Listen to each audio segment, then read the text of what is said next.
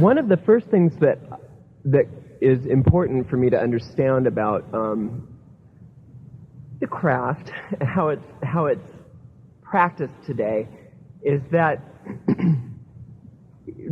it's very wonderfully eclectic. There's all this, the stuff that just kind of comes up, sort of like how the goddess grows things out of her. There's just like this, these different flowers and these different gardens, and I love that. There's all kinds of traditions and things like that, and different points of view, and nobody's right and nobody's wrong, and that's great. But I think we do have some unifying principles, and one of the unifying principles I think that makes witchcraft is that we work magic. Is that we're a magical tradition. What we do is we are involved very much with somehow getting into a space within us that transforms reality in one way or another. Well, in my tradition, magic is really defined in two different ways. Well, first of all, before we get into any of this, the first thing we are taught in the DCW is do not believe anything, ever. That is the worst thing you can do to yourself, is to swallow a belief system. A belief system is like what I attribute it, in my own experience, it's like a parasite that gets inside of you, and it kind of thrives off of you. And what happens is we get involved, we all have these like convoluted belief systems. We all do. You can't escape it. I mean, we're mortal human beings. And what happens is we don't question our belief systems, and we just take them as being true. We don't even question their existence. And what happens with that is, according to the metaphysics of the craft, the way I understand them, is your mind projects onto the world your belief system so that the world can reflect back to you what you're thinking. And that's the real reason why we have three-dimensional reality. I mean, that's the best purpose for it, is so that in my own relationships, when I go out into the world, I can say, I wonder what I believe about money. Why don't I look at my checkbook? I wonder what I believe about relationships. Why don't I look at my, my home life, and why don't I look in my coven, or wherever you have relationship, my work. What do I think about work? Well, why don't I look at how I do my job? Things like that. So that is a very high place, I think, to use, if you will, three-dimensional reality as our guide. So we say in the craft, in the DCW, when I say the craft, I'm talking about my tradition because I don't really know other than what I teach and read in books or whatever, that we are here on this earth to learn. And what we are here to learn, according to Eli, who wrote all the lessons that make up what I study, is we're learning how to be perfect, is what he says. We're learning how to perfect ourselves. So, coming from a 20th century mind, actually coming from any mortal mind frame, from way back till whenever, we can trace back to when we're the apes or whatever, you say, okay, we're here to be perfect. Well, I guess that means I have to go out and get some stuff because I'm imperfect, I better go out and kind of fix myself because I'm sort of broken. And that's not it. That's not where we're coming from. That's not where he's coming from. And that's totally bogus as far as any spiritual path.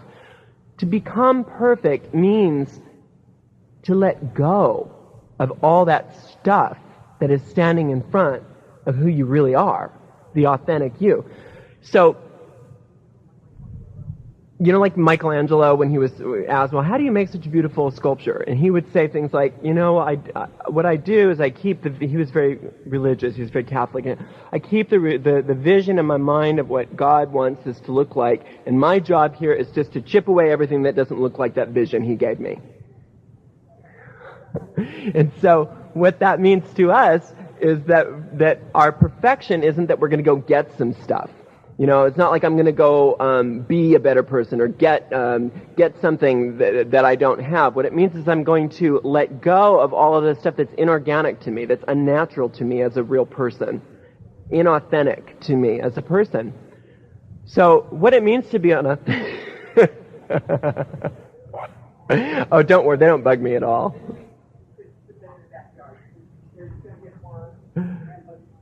So what it means to be an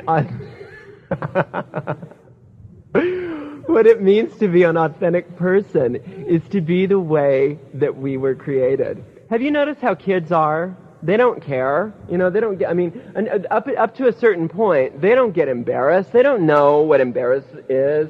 They don't know anything. When they're upset, they cry and they're over it. When they're hungry, they cry, they eat, they're over it. They just do things naturally.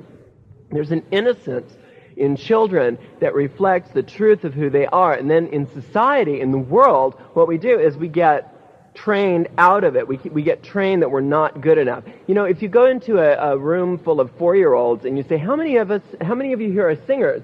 They'll all raise their hand. But you go into junior high school and you say, how many here are singers? And there's going to be 1 or 2 that raise their hand because they've been taught they're not good enough. You're not good enough as a singer, because you're not Whitney Houston or whatever the pop diva is that they are aspiring, comparing themselves against. So the innocence of a child is perfection, but as an adult, to regain and reclaim that kind of innocence of perfection is not as easy as just being born. When you're born, it kind of is there. In this world, to reclaim that kind of innocence in yourself, again, takes very much courage. It takes a lot of courage. And when a child looks into the world and they say, I just love everybody. They do. They just love everybody. They just sit there and they love everybody. That's just because they don't know any better. They don't know what the world is all about. They don't know about hate crimes. They don't know about rape. They don't know about any of that. But an adult who knows about all those things and still chooses to love and still chooses to claim their innocence, that's a courageous person. And it's a very mature sort of innocence. It's totally different. It's not ignorance. It's a reclaiming of our innocence. And so I think that is what, at least for me, that is what magic could be. That is what going on to a path of perfecting ourselves, what it could be. In our tradition, we have 2 terms for magic. We have alchemy and we have sorcery. None of them are bad. There is no good, there is no bad in the universe, according to the way we teach things. There is no good, there is no bad, objectively. Because everything in the objective universe is nothing. It's nothing. It's neutral. There's no good or bad. What is good or bad, what makes it good or bad is how it's used. So good, according to the way we define it, is anything that leads you towards your goal. Bad is anything that distracts you from your goal. It's sort of like the Cherokee medicine. Good medicine versus bad medicine. It's not a moralistic judgment on anything, but it's according to what your purpose is, what your goal is. Well, if your purpose is perfection, if your purpose is reclaiming your innocence, then, it's very clear what's good and bad. It should be. It could be very clear what's good and what's bad.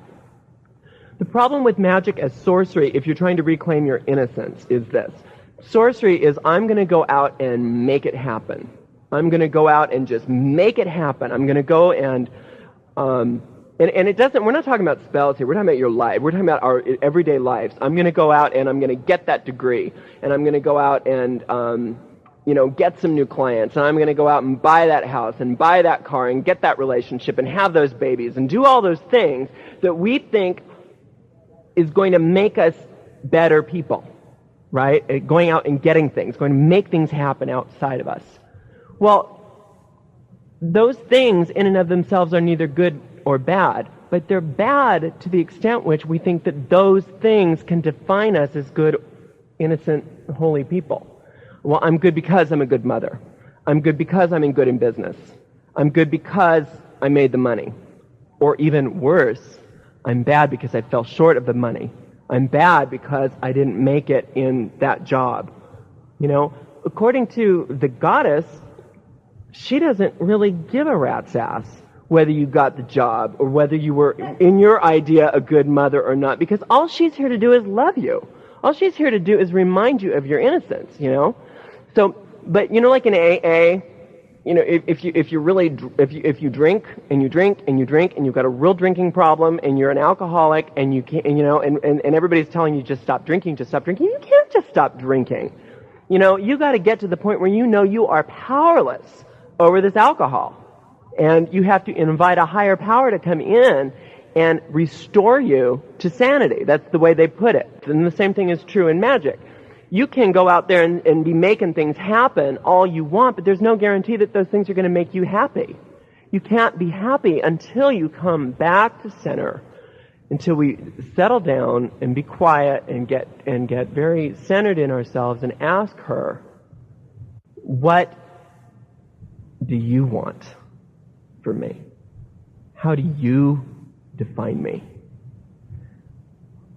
You know, and the problem with that is a lot of times the way she might define us flies in the face of what we think we're supposed to be doing. You know?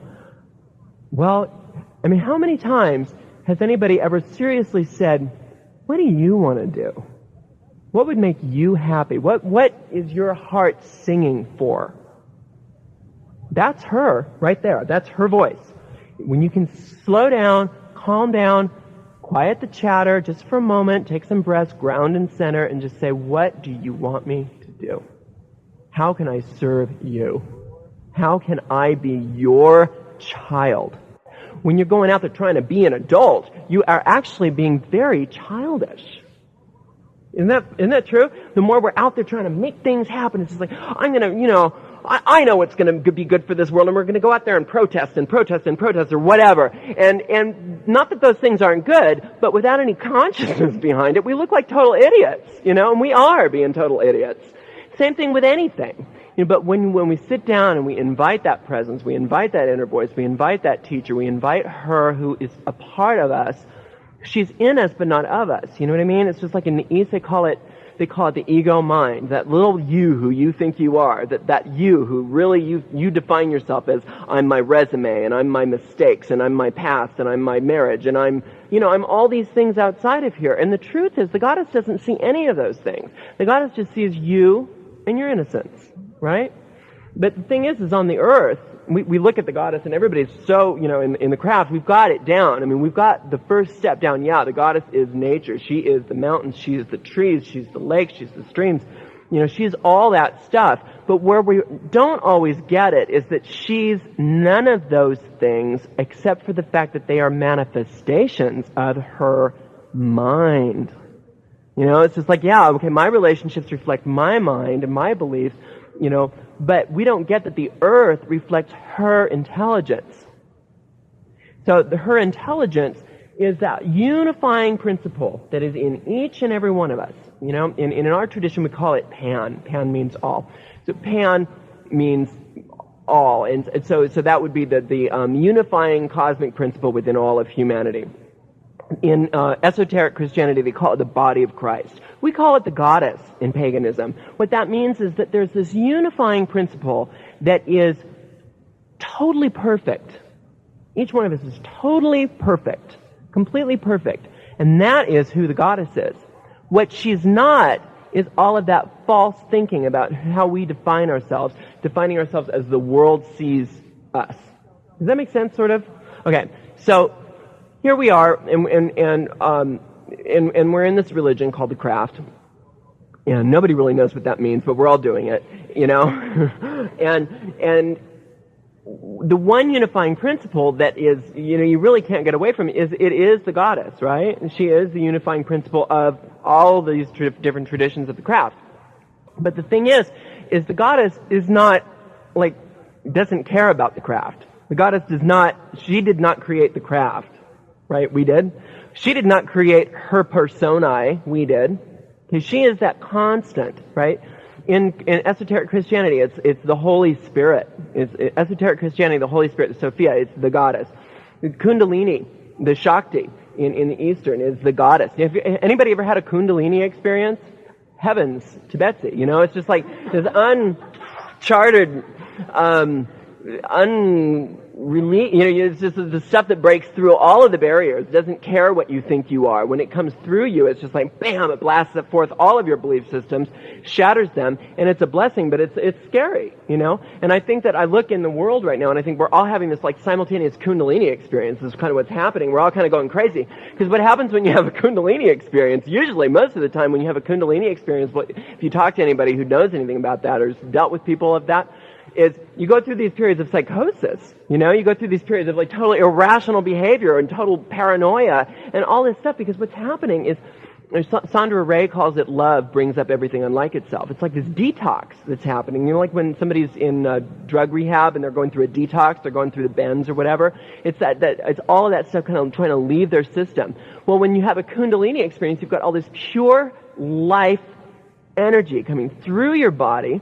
And it's just total life, it's total innocence, it's total purity, it's pure love, and it flies in the face of all of your belief systems. Everything that you think you are that's not real, it's just like, oh, sorry. So what happens when people really dedicate their lives seriously to the goddess, and really, we call this in our tradition, when you have an initiation, it doesn't have to be anything that formal. When you really say, okay, I'm ready to do it. Whatever you want me to do. My life is of service to you, Mother. I will do whatever you want me to do. I'm here for you. Has anybody been through, well, I'm sure we all been through what they call the dark night of the soul, where you just kind of,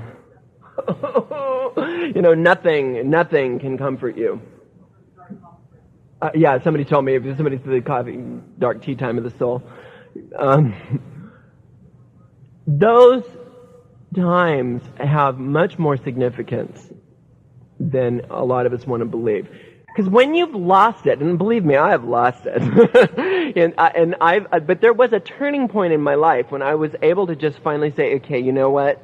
Nothing is working for me at all. There's nothing in my life that's working for me. And I have no one else to turn to but you. I don't have any friends. I don't want to have any family. There's just like everybody in my life was just not assisting me. I had surrounded myself with people who would just basically placate me and affirm my misery and help me stay stuck there. And I was miserable.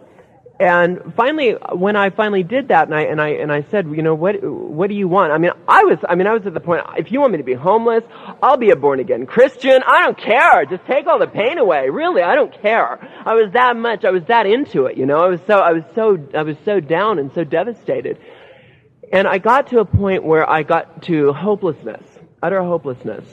And what that really means is that I stopped looking to all of my addictions. I stopped, because I was never addicted to drugs. I was never addicted to alcohol. I was addicted to other things. I was addicted to relationships. I was addicted to, misery, basically, just bottom line misery. Anything that would make me miserable, eventually I'd find my way there. But the problem is I was really smart. So I could always kind of I've been through lots of therapy, but I could always talk good therapy jargon, so I could never really get to the bottom line. And when I finally gave my life over to her, there was this moment of just peace. I just can't describe it, where it was like, remember where you are right now, because this is where you need to come back to every single day. And if you don't come back to this every single day, I don't care what book you read, I don't care what seminar you take, I don't care what coven you're in, and I don't care what spell you do. If you don't come back to this space and you don't come back to me, you're going to just keep going back and doing your same bullshit all the time, and it's never going to work for you. So this is what I mean by the difference between transformation, alchemy, and sorcery. With sorcery, what I was into is I could do lots of spells, I did workshops in spells. I'm really good at spells, and I'm not saying that spells are bad. Spells are very good if you come from a right-minded point of view. But if you're coming from a sense of fear, like, oh my God, I got to do a money spell because I need the rent paid. Oh my God, I got to, people say, I only do spells when I'm in need, and I think that is the worst time to do a spell. Because you get what you put into it, and if you're in a place of need, what are you going to get? Need. You're going to get a lot more of that fearful cycle. The best thing to do when you're in need is to put the altar away, or not the altar, put the shishi powder or whatever you're using away. You know what I'm saying? And get back into a devotional sense of like, you know what? I'm off. I'm off the mark, I'm off my center, I'm out of harmony with who I am.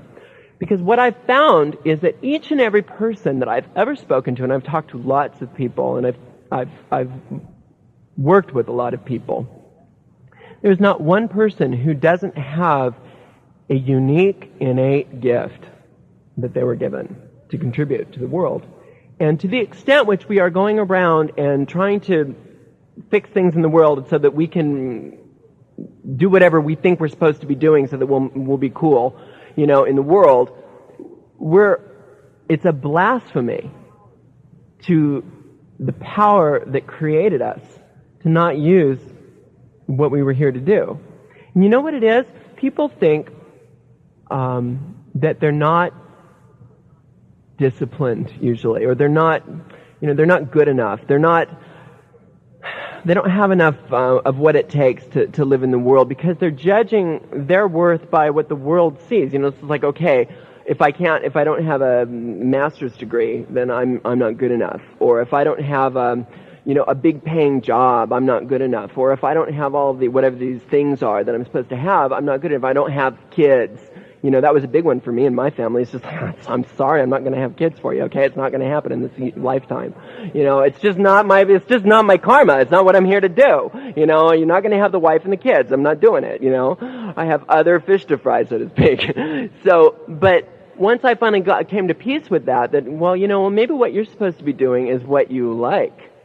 Maybe the goddess is more than what you can read in a book. And she's a lot more than what we've defined her as by any one tradition. What happens is, in this kind of work, is we get to the point where I love the image. Everybody right now is really anti-coven, I've noticed. I don't do covens, But that's understandable, because we've all gotten burned by groups in the past, and especially spiritual leaders.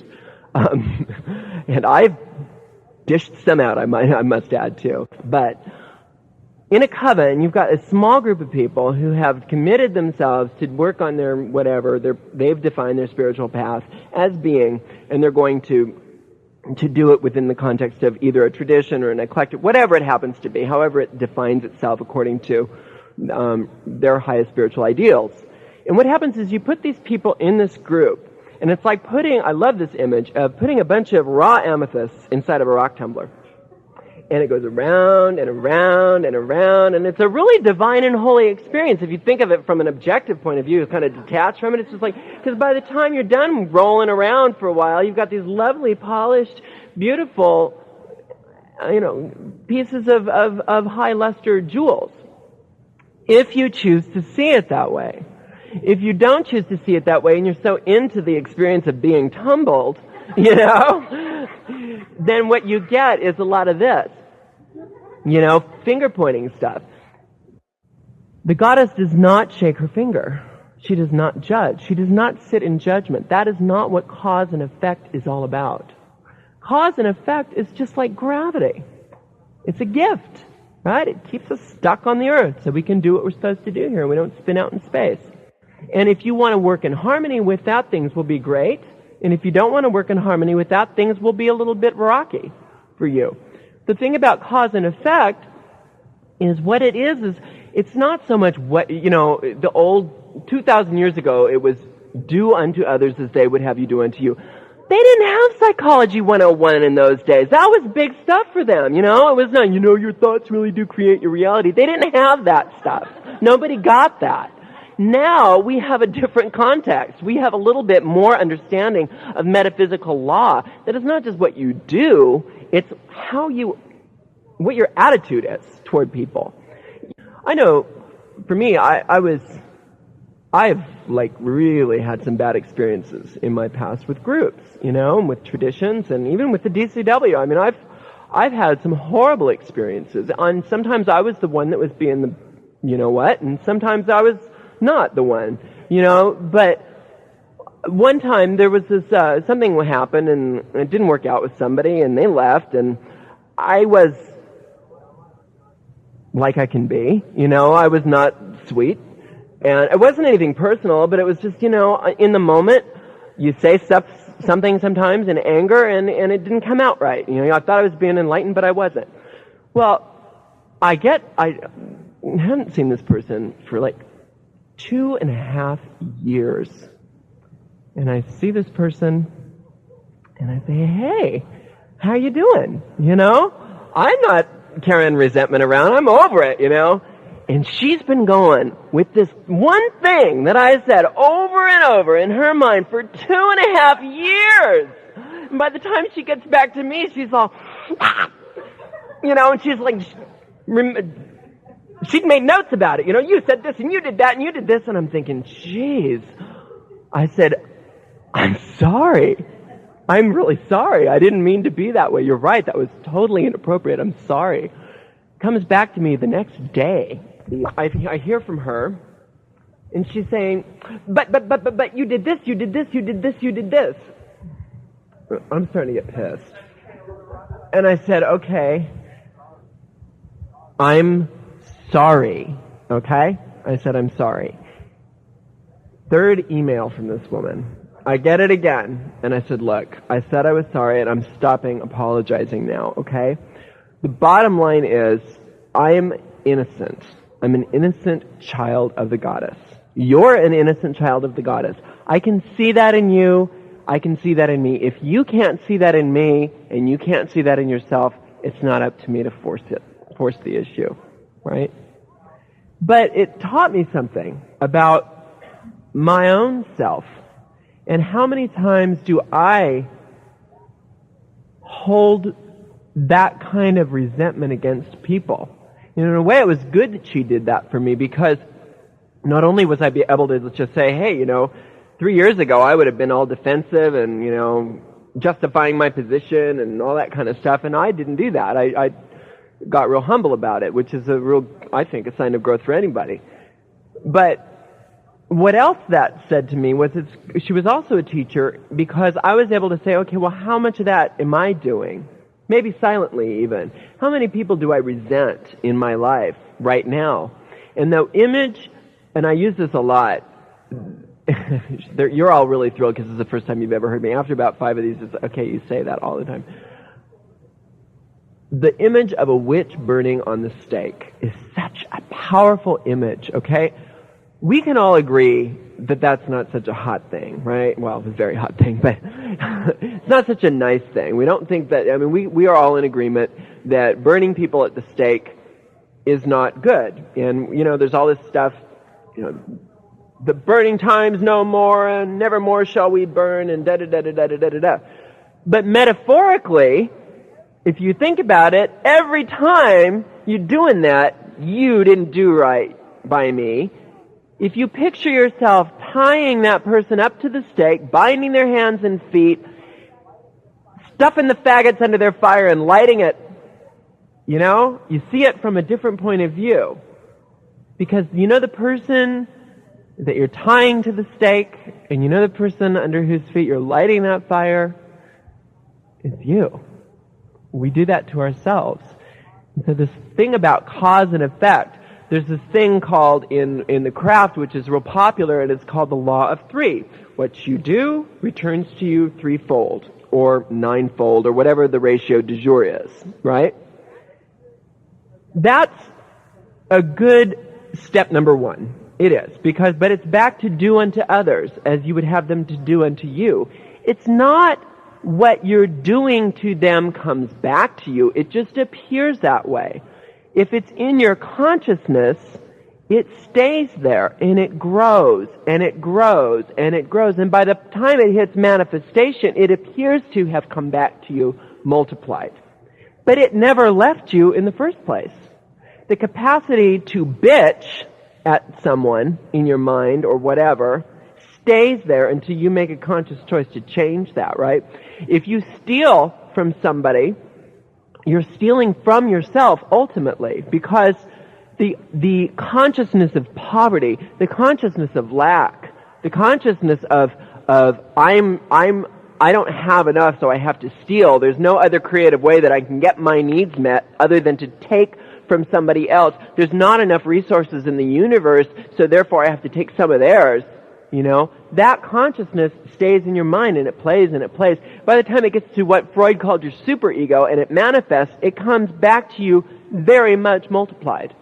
So it does look like what you do comes back to you multiplied. But if we think about it in terms of the metaphysical truth, it didn't go anywhere.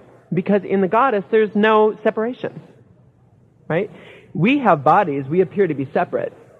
You know, but when you look at your rose bush, you don't go, oh, look at all the little roses that are separate from the bush, you know? And the minute you cut them off from the bush, they have a very limited lifespan, right? We are flowers in a garden, but we're all in the same garden. We're all of the same mind, which is the goddess. So there's no place where I stop and you start. There's no place where the god stops and the goddess starts. There's no place where anything in this mortal three-dimensional reality is really separate, because, you know, a lot of the new physics is even talking about how this table isn't really there. This chair isn't really here. What it is that when you get down to subatomic particles, and they can examine the subatomic particles, they realize that there are no solid particles, that when you get low enough on, if you can get down to the smaller, I'm no physicist, I'm paraphrasing desperately. When you get down to the very, very small particles, all they are is waves of energy. And that what the big new physics is that nothing exists, we just think it does. Right? Well, duh, we've been saying that for a long time, but, you know, it's nice that we're being validated by science. But those of us who really say that we are, you know, that we come from this point of view, never question reality. We never question the validity of the fact, well, maybe none of this is really here. Maybe I just think it is. I always say that the world is like a big old Rorschach test. It's a big ink blot, okay? And what you put on that ink blot is all the stuff that you carry around in you. It could be a flower, it could be a butterfly, it could be whatever. But the bottom line is that your experience in the world changes according to your attitude. If you knew what was good for you, wouldn't you be happy? I mean, I know for me, if I really knew what was good for me, I'd be doing it. You know, if I knew what would be making me happy, I would be happy. Well, the message of the goddess, to me anyway, is that I know what's going to make you happy. By the way, I created you. By the way, you are my creature. We have this idea that we created the goddess. You know, that's sort of like I see this when I go around and look at the different, not everybody, but there is this underlying current of that in the craft. It's just like, this is our goddess. You know, our goddess. This is the 20th century neo-pagan goddess movement. You know, and it's so bogus, really, if you think about it. It has nothing to do with who the goddess is. What it is that when we can just sit back and let her be her, and let her define what our life is supposed to be for us, everything just sort of takes place. Everything just sort of like happens. In every area of my life, when I can just stop doing the spells for a minute and relax and ask her, what do you want for me to do? And what is it that they teach you to do when you cast a spell? No, I'm not anti-spell. I'm not anti-anything. I just think it's unhealthy the way a lot of us do spell work. Howdy. What I do, but what's one of the first things we do when we learn how to cast a spell? What is one of the main ingredients that you're supposed to have, you know, when you cast a spell? Anybody tell me? Okay, well, in your mind. Intent. You have to have an intent. And then what's the mechanics of it in your mind? What do you have to do? You usually have to visualize it, right? So we're dealing with intent and a visual image of what we want in our life. Well, we've already established we don't know. We think we have a great intent, but we don't really know what will make us happy. We think we do, but we don't. So, but then what we're going to do is we're going to take that and we're going to magnify it into an even greater illusion of security by visualizing it, and we're probably going to create that for ourselves. Okay? So one of two things can happen in this unhealed mind that does magic. One thing that can happen is that you'll get what you want and you'll be miserable with it. You'll get what you want, and you'll realize that thing wasn't what you wanted because you didn't know what you wanted in the first place. But since you're so good at visualizing, you got it. Remember that. Be careful of what you ask for because you just might get it. Well, haven't we all been cursed with the spell that came true? You know. The other thing that can happen is you'll get the thing that you probably would make you happy, but because your consciousness is so gunked up with self-approval issues, or whatever you want to call them, that you will sabotage it right away. Because if you drink Drano, it's foreign to your system, and it's not supposed to be in there. And so you start regurgitating it, and you'll damage yourself. Well, the opposite is true. If you just have been eating junk food for your whole life, and then all of a sudden you go on a fast and you start juicing and doing yoga, for about 2 weeks you're going to be miserable because of all the detox that's going on there. Because that good stuff is so foreign to your system. So it doesn't matter if it's good for you or if it's not good for you. If it's foreign to your system, you want to get rid of that no matter what. So if you've done this thing, I want my perfect mate, but you don't like yourself very much, when that person comes in, and they will, you're going to say, ew, get away from me, or you're going to find every reason why they're not the good person for you, because it's foreign to your system. So what we're saying here is not that magic is bad, it's just that magic from the point of view of sorcery is usually unintelligent because we are coming from a predetermined concept that we know what's going to make us happy. Boom.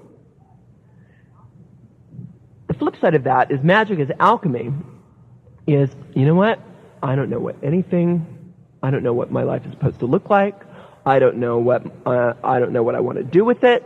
I don't know if I need to be single, if I need to be married, if I need to be gay, if I need to be straight, if I need to be in the witchcraft, if I need to be a fundamentalist, if I need to be anything. I don't know what any of it is.